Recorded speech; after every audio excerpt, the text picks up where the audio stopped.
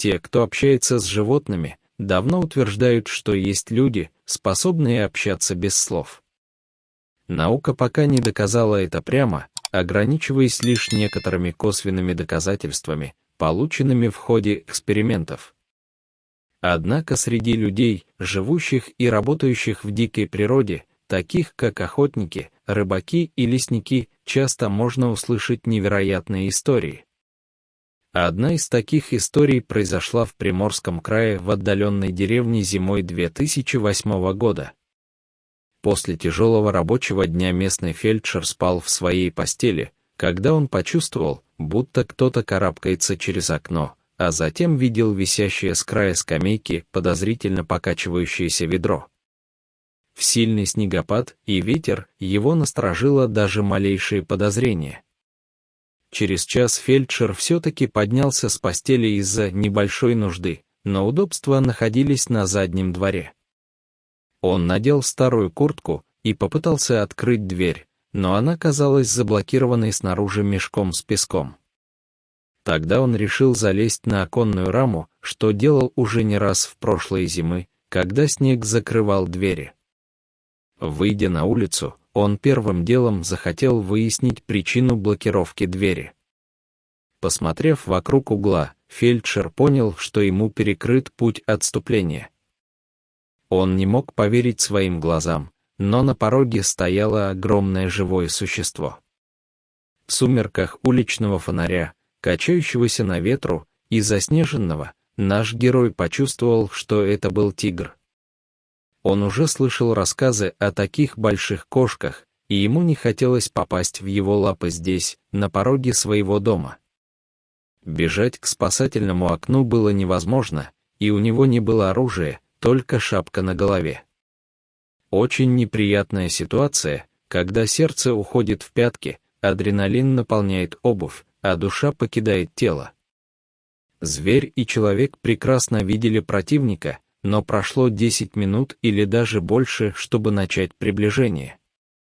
Мощное животное осторожно приблизилось, подходя к испуганному фельдшеру. И вот уже в полумраке можно было увидеть его полосатую кожу. Одно укус и все. Но все оказалось не так просто. Хозяин тайги послушно опустил голову к ногам мужчины, чего не ожидал наш фельдшер. И причина такого поведения сразу стала ясна. На шее тигра был подарок от китайских охотников, беспощадно уничтожающих больших кошек в пограничных лесах. Стальная петля, коварно впившаяся в его шею, уже прочно врезалась в кожу, разрезая ее. Рана сильно воспалилась и гноилась. Несмотря на рекомендации семейных охотников, фельдшер отвернулся от тигра и направился к амбару. Животное послушно последовало за ним, как будто они знали друг друга давно. Щелчок клещей и стального провода разорвал их смертельное объятие. Процедура обработки раны была мучительной, но хищник не издал ни звука. Он только отказался от еды, принесенной мужчиной. Когда воспаление спало и рана перестала пахнуть зловонно, тигр исчез, срывая деревянную задвижку лапами. Прошло около 10 дней, и фельдшер успел забыть свои приключения, все еще боясь рассказать кому-либо об этом. Однажды ночью, по привычке, он снова решил выйти, надев свое старое пальто. Однако запертая дверь не поддавалась. Той ночью не выпал снег, и после первого происшествия. Параметрию интерес, а не страх, подтолкнул.